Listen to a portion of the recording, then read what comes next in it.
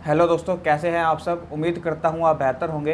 तो दोस्तों, आज के इस वीडियो में हम सीखेंगे टैली प्राइम के एडवांस फीचर के बारे में, जो कि है गोडाउन। गोडाउन क्या होता है और गोडाउन को स्टॉक वाइज कैसे मेंटेन किया जाता है, जानेंगे पूरी डिटेल के साथ एक आसान तरीके से। बस आपको क्या करना है, हमारे साथ इस वीडियो के लास्ट तक जुड़े रहना है। 10-12 मिनट की वीडियो है। 10-12 मिनट के अंदर अंदर आपको ये टॉपिक बहुत बढ़िया से समझ में आ जाएगा। बाकी आपकी मर्ज़ी है। तो दोस्तों, चलिए इस बिना टाइम वेस्ट किए इस लेक्चर को शुरू करते हैं। तो एक बात और है दोस्तों कि अगर आपको टैली से रिलेटेड कोई भी प्रॉब्लम या कोई सवाल हो तो आप हमें इंस्टाग्राम पर मैसेज कर सकते हैं। इंस्टाग्राम पर आप हमें फॉलो कर सकते हैं। लिंक डिस्क्रिप्शन में हमने इसको दे रखा है, आप वहाँ जाकर हमें आप फॉलो कर सकते हैं। तो चलिए शुरू करते हैं आज के टॉपिक गोडाउन को। तो दोस्तों, कोई भी चीज़ सीखने से पहले हमें उसका मतलब पता होना चाहिए। अगर हमें मतलब क्लियर होगा तभी हम आगे उसको सीख पाएंगे, आगे बढ़ पाएंगे, है ना। तो सबसे पहले हम क्या करेंगे, गोडाउन के बारे में जानेंगे। गोडाउन होता क्या है, फिर बात करेंगे गोडाउन वाइज स्टॉक क्यों मेंटेन किया जाता है, क्या ज़रूरत पड़ती है। हम हिसाब किताब तो वैसे भी रख सकते हैं, है ना।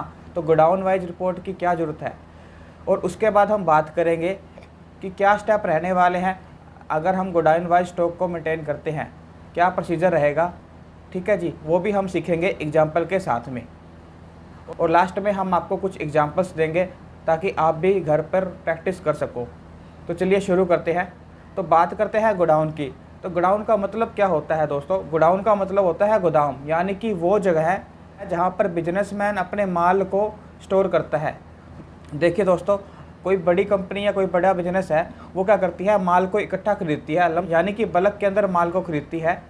तो सोचने वाली बात ये है कि ये इतने सारे माल को रखेगी कहाँ पर। इतना सारा माल वो ऑफिस या शॉप में तो रख नहीं सकती, तो ये कहाँ पे रखेंगे, ये अपने वेयर हाउस में रखेंगे, यानी कि कहीं ना कहीं इन्होंने गोदाम ले रखा होगा, वहाँ पर क्या करेंगे, ये अपना स्टॉक रखेंगे। तो अगर कोई बड़ी कंपनी है तो उसके पास ज़रूरी नहीं है कि एक ही गोदाम हो, उसके पास 2 भी गोदाम हो सकते हैं, 3 गोदाम भी हो सकते हैं। तो अगर एक से ज़्यादा गोदाम होता है, 2 या 3 या 4, तो उसमें क्या होता है कि हमें स्टॉक मेंटेन करने में काफ़ी प्रॉब्लम आती है। तो टैली ने हमें एक फ़ीचर दे रखा है गोडाउन वाइज का। हम इस फीचर को यूज करके उनके जो 2 या 3 जितने भी उनके गोडाउन हैं, उन सब के अकाउंट्स को हम मेंटेन कर सकते हैं। टैली में बैठे बैठे हम देख सकते हैं भी कौन से गोडाउन के अंदर कितनी क्वांटिटी में माल पड़ा है, कब आया है, कब गया है, कितने पीस और कितने रुपए का माल पड़ा है। ये सब चीज़ें हमें टैली में बिल्कुल आसानी से मिल जाती है अगर हम गोडाउन फीचर का यूज करते हैं। तो मान लीजिए एक दीप बैग स्टोर नाम का बिजनेस है, उसके 3 गोडाउन हैं, गोडाउन ए, गोडाउन बी और गोडाउन सी। तो जो गोडाउन ए है वो उसके शॉप के साथ ही है, यानी कि वो मेन लोकेशन के अंदर ही गोडाउन आता है। बाकी जो गोडाउन बी और गोडाउन सी है वो क्या है, बिजनेस से थोड़े दूर है, अलग अलग एरिया में है। तो वो जब माल खरीदता है तो हर तीनों गोडाउन के अंदर वो माल को रखवा देता है, और ज़रूरत पड़ने पर वो वहाँ से माल को निकाल कर बेच देता है। तो अगर उसने देखना है कि कौन से गोडाउन में मेरा कितना माल है, तो हम क्या करेंगे, इन गोडाउन वाइज रिपोर्ट से ही हम देख सकते हैं। ठीक है जी, उम्मीद करता हूँ इतना समझ आया होगा। बाकी हम इसको एग्जाम्पल से समझते हैं। देखिए यहाँ पर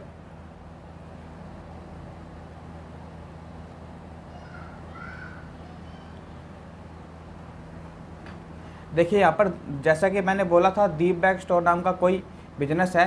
इसने क्या किया है, XYZ कंपनी से 10,000 बैग खरीदे हैं, और उन बैग को उसने क्या किया है, अपने तीनों गोडाउन के अंदर रखा है। जैसे कि गोडाउन ए के अंदर इसने 1000 पीस रखे हैं, गोडाउन बी के अंदर इसने 4000 पीस रखे हैं, और गोडाउन सी के अंदर इसने 5000 पीस रखे हैं। ठीक है जी, और ये जो माल इसने खरीदा है उसके ऊपर 18% GST लगी हुई है। तो हम इस बिल को क्या करेंगे, परचेज में हम रिकॉर्ड करेंगे। तो जब हम परचेज में रिकॉर्ड करेंगे तो ये अगर सिंपल बिल होता तो हम फटाफट इसको रिकॉर्ड कर लेते, लेकिन हमें क्या करना है, इसको गोडाउन वाइज रिकॉर्ड करना है। तो हमें क्या करना होगा, सबसे पहले गोडाउन को क्रिएट करना होगा। तो गोडाउन क्रिएट करने के लिए हमें क्या करना होगा, सबसे पहले हमें कंपनी को सिलेक्ट करना है जिस कंपनी में हम काम कर रहे हैं। क्रिएट के ऑप्शन पर जाना है। क्रिएट के ऑप्शन पर जाने के बाद यहाँ पे आपको लोकेशन या गोडाउन के नाम से एक ऑप्शन दिखाई दे रहा होगा। कई टैली के अंदर यहाँ लोकेशन लिखा आता है, कई जगह पर हमें यहाँ पे गोडाउन मिलता है। तो ये दोनों एक ही चीज़ है, लोकेशन लिखा आ जाए या गोडाउन लिखा आ जाए, ये एक ही ऑप्शन है। ठीक है जी, जैसे ही हम इस ऑप्शन पे क्लिक करेंगे तो टैली हमसे पूछ रहा है कि मेन लोकेशन को हमने अल्टर करना है या क्रिएट करना है नया गोडाउन। तो देखिए ये है क्या चीज़, मेन लोकेशन का मतलब क्या हुआ कि हमारा जो बिज़नेस है, अगर हमारे बिज़नेस के साथ ही कोई गोदाम है तो वो क्या आता है, मेन लोकेशन के अंडर ही आता है। तो टैली हमें बोल रहा है कि जो मेन लोकेशन के साथ आपका जो गोडाउन है उसे हम मेन लोकेशन का ही नाम दें या आप इसको अल्टर करना चाहोगे। तो देखिए ये जो दीप बैग स्टोर है, इसका जो गोडाउन है वो मेन लोकेशन के अंदर ही है, यानी कि ऑफिस के साथ ही है। तो हम क्या कर सकते हैं, इस मेन लोकेशन का नाम चेंज करके हम इसको गोडाउन ए भी दे सकते हैं।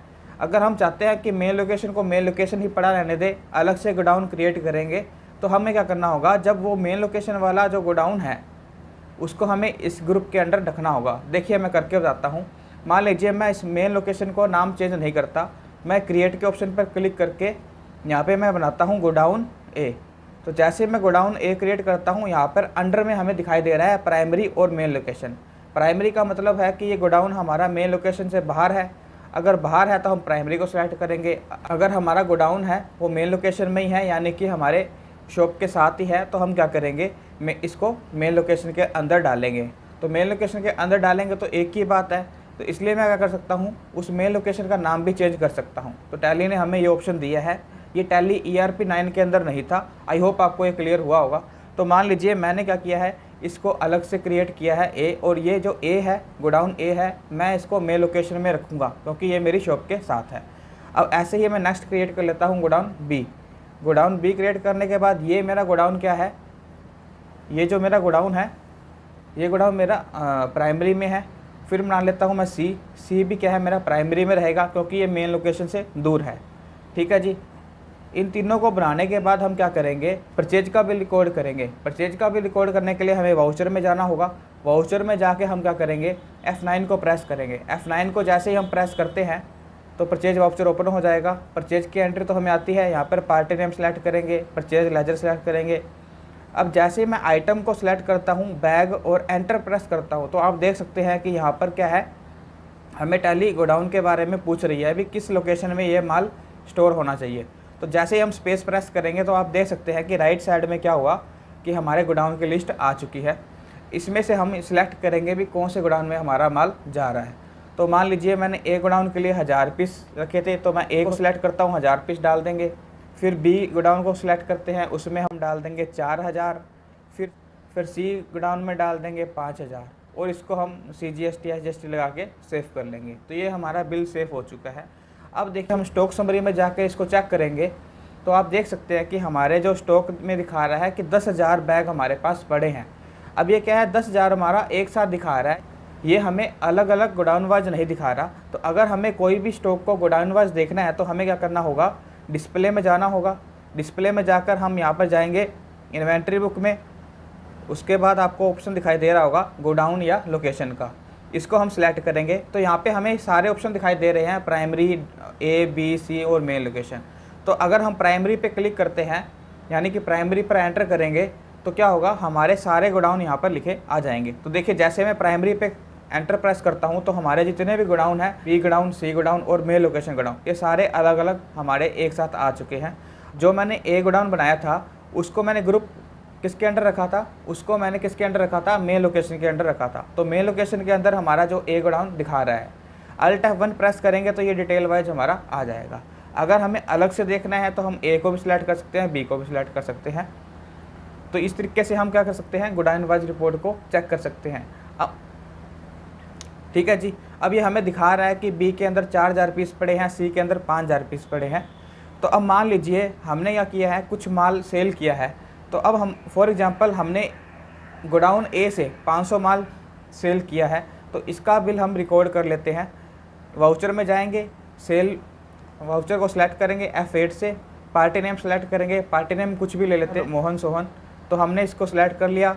जैसे ही अब आइटम डालेंगे तो आप देख सकते हैं कि हमसे टैली लोकेशन मांग रहा है कि आप किस गोडाउन से माल को सेल कर रहे हैं। तो हम यहाँ पर सिलेक्ट कर लेंगे। फॉर एग्जांपल A गोडाउन से हमने 500 पीस बैग बेचे हैं, तो यहाँ पे गोडाउन A सेलेक्ट करने के बाद हम 500 पीस को डालेंगे। यहाँ अमाउंट डालने के बाद CGST SGST यहाँ पर डाल देते हैं, और ये बिल हमारा सेव हो चुका है। अब मान लीजिए हमने B गोडाउन से माल बेचा है 1000 पीस, तो हमने इसी तरह से दोबारा बिल काटना है। तो B यहाँ पे लोकेशन, हमने यहाँ पे पार्टी नेम, यहाँ पे सेल लेजर, यहाँ पे आइटम डालने के बाद यहाँ पे लोकेशन हम क्या डालेंगे, बी। बी डालने के बाद हम अमाउंट डालेंगे और ये हम CGST SGST इसमें लगाएंगे। तो ये हमारा क्या है, ये भी बिल कट गया। अब हमने मान लीजिए सी गोडाउन से भी हमने 2000 पीस बैग के बेचे हैं, तो ये भी हम एक बिल और काट लेते हैं। तो पार्टी का नाम सेलेक्ट किया, सेल लेजर किया, आइटम सेलेक्ट किया, यहाँ पर लोकेशन है जो गोडाउन है हम सिलेक्ट करेंगे सी, और 2000 पीस की क्वांटिटी डालने के बाद रेट सेलेक्ट करके हम इसे सेव कर लेंगे। CGST SGST यहाँ पे कट जाएगा। सारा कुछ कटने के बाद अब देखिए हम स्टॉक समरी में जाते हैं। तो स्टॉक समरी में आपका स्टॉक कितना दिखा रहा है, वो दिखा रहा है 6500 रुपये की। अब हमने क्या करना है, इसे गोडाउन वाइज देखना है। ये 6500 तो हमारा एक साथ दिखा रहा है। अब मुझे ये देखना है भी कौन से गोडाउन में कितना माल पड़ा है, बी के अंदर कितना पड़ा है, सी में कितना पड़ा है। तो हम क्या करेंगे, वापस जाएंगे डिस्प्ले में, इन्वेंट्री बुक में जाएंगे, गोडाउन में जाएंगे। गोडाउन में जाने के बाद हम क्या करेंगे, यहाँ से हम उस गोडाउन को सिलेक्ट करेंगे जिसका हमने देखना है। मान लीजिए मैं बी गोडाउन को देखना चाहता हूँ कितने पीस उसमें पड़े हैं। तो जैसे बी को सिलेक्ट करता हूँ तो यहाँ पे क्या होगा, हमारी बी की रिपोर्ट आ रही है। ऐसे सी को मैं सिलेक्ट कर सकता हूँ। तो मैं प्राइमरी को सिलेक्ट करता हूँ ताकि मेरे सारे के सारे गोडाउन मेरे नज़र में आ जाए। तो मैंने जैसे प्राइमरी को सिलेक्ट किया तो आप देख सकते हैं कि अलग अलग रिपोर्टें मेरे को गोडाउन वाइज मिल रही है। अगर मैं किसी भी गोडाउन के ऊपर एंटर प्रेस करता हूँ तो आप देख सकते हैं यहाँ पर एंटर प्रेस करते हैं तो यहाँ पे आइटम आ रहा है। फिर हम एंटर प्रेस करते हैं तो आप देख सकते हैं यहाँ पे मंथली वाइज रिपोर्टें हमारी आ रही है। तो इस तरीके से हम गोडाउन को मेंटेन कर सकते हैं बिना किसी दिक्कत के। ठीक है जी। एक चीज़ और है, हमें स्टॉक को ट्रांसफ़र करना हो तो हम किस तरह से करेंगे। जैसे कि मान लीजिए मैंने क्या किया है, सी गोडाउन से उठाकर ए गोडाउन के अंदर 1000 पीस बैग के भेजे हैं। तो ये फिजिकली तो मैंने 1000 पीस उठवा के ए गोडाउन में ले आया, लेकिन इसकी एंट्री हमें टैली में कैसे करनी है उसके बारे पे हम बात कर लेते हैं।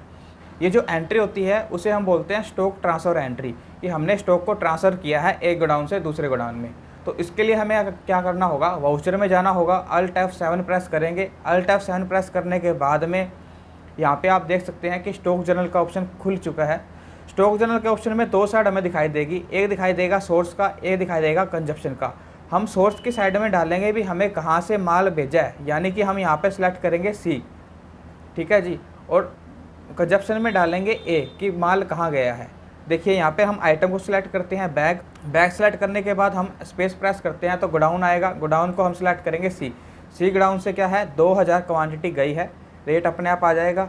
उसके बाद एंटर प्रेस करेंगे, कंजप्शन वाले में आते हैं, यहाँ पर हम आइटम सेलेक्ट करेंगे बैग, फिर से स्पेस प्रेस करेंगे, गोडाउन को सिलेक्ट करेंगे कि कहाँ गया है ए, गोडाउन ए में गया है, और क्वांटिटी डालेंगे और इसे सेव करेंगे। सेव करने के बाद आप स्टॉक समरी में जाओगे तो स्टॉक समरी में कोई भी चेंज नहीं आएगा, जितने पीस पहले थे इतने ही पीस अब है। क्यों?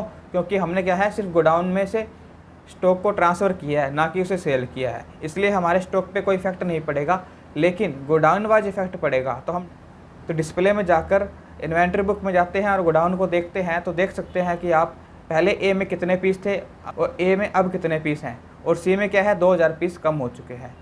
ठीक है जी। अब इसको एंटर से करके हम देखेंगे तो आपको यहाँ पे दिखा रहा है कि इतने माल इसमें आया था, इन्वर्ट हुआ था, इतना माल हमने सेल किया है, और इतना माल क्या हुआ है स्टॉक जर्नल के थ्रू आया या गया है। ठीक है जी। आउटवर्ड है तो गया है और इनवर्ड है तो आया है। आई होप आपको ये गोडाउन वाला टॉपिक क्लियर हुआ होगा। अभी ये पूरा नहीं हुआ है, इसमें अभी 2 ऑप्शन और हैं जो कि मैंने अभी बताए नहीं हैं, आने वाली वीडियो में हम बताएंगे उसे कौन कौन से। पहला है third party stock with us, यानी कि थर्ड पार्टी का स्टॉक हमारे पास है, और दूसरा ऑप्शन है our stock with third party, कि हमारा स्टॉक थर्ड पार्टी के पास है। ये ऑप्शन है 2 टैली के अंदर। ये यूट्यूब पे आपको बहुत कम मिलेगा, ये जो थर्ड पार्टी और आवर पार्टी वाला है।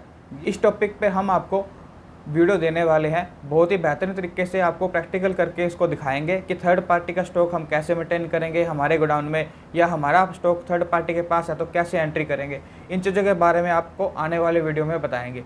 इतने में आप इस टॉपिक को प्रैक्टिस करिए। आपको स्क्रीन पर 2 क्वेश्चन दिखाई दे रहे होंगे, उन क्वेश्चन को आप ट्राई करके देखिए कितना बचता है, गोडाउन आपको समझ आया है या नहीं आया। वो सब चीज़ें हमें कमेंट सेक्शन में ज़रूर बताइए। किसी भी तरह का डाउट हो हमें इंस्टा पे मैसेज कर सकते हैं, कमेंट कर सकते हैं।